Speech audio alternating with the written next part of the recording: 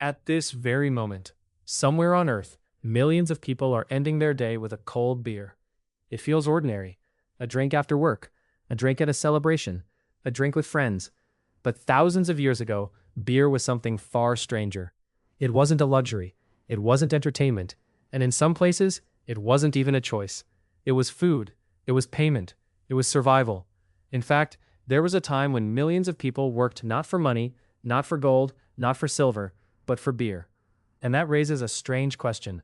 Why would an entire civilization build monuments, dig canals, haul stones, and spend their lives working for a drink? And an even stranger one. Did humans start farming because they wanted bread, or because they wanted beer? To answer that, we have to travel back to a world before cities, before kingdoms, before written history.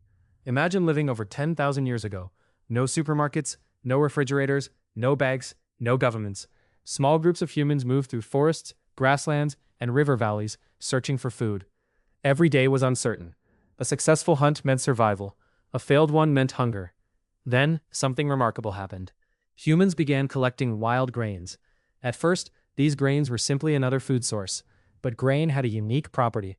When mixed with water and left alone, something magical seemed to happen. The liquid bubbled. It changed. It became mildly intoxicating. Nobody understood yeast. Nobody knew microbiology. Yet people discovered that this strange fermented drink made them feel different. Relaxed, connected, less fearful. And in a world filled with uncertainty, that mattered. A lot.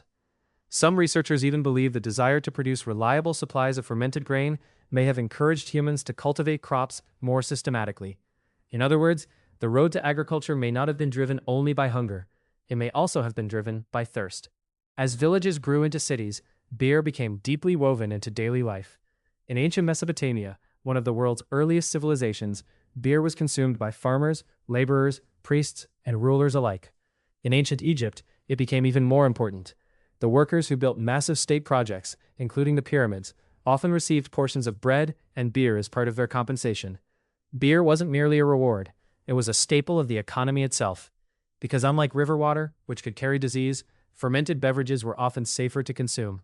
They provided calories, they provided nutrition, and they could be stored and distributed. For many workers, beer was closer to liquid bread than the modern drink we imagine today. But the story becomes even more fascinating when we look inside the human mind. Humans are social creatures.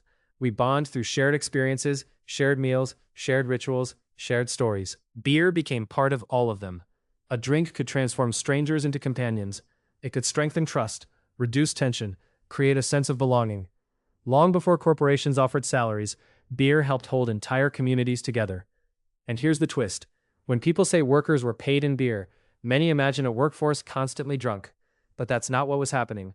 Ancient beer was often thick, nutritious, and relatively low in alcohol. It functioned more like a daily food source than a weekend indulgence.